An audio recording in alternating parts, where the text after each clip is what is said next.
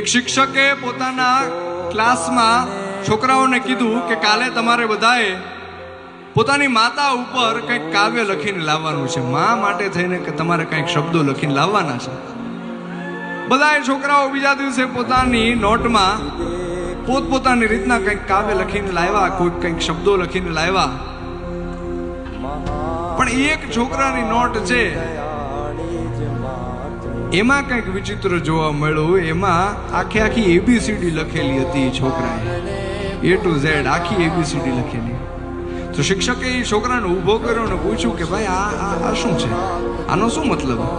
અને ત્યારે છોકરાએ જવાબ આપ્યો કે મને ભાષા શીખવાડનાર, મને બોલતા શીખવાડનાર મારી મા માટે થઈને હું શું લખી શકું, એટલે મેં આખી એબીસીડી લખી દીધી છે. મારી માને જેમ ગમશે એમ એ શબ્દો ગોઠવીને એની રીતના જોઈ લેશે. આ મા દીકરાના સંબંધની વાત છે.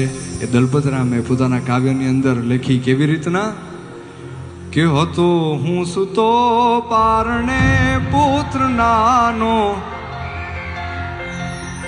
રડું છેક તો રાખતું કોણ છાનો, મને દુઃખ દેખી દુઃખી કોણ થાતું,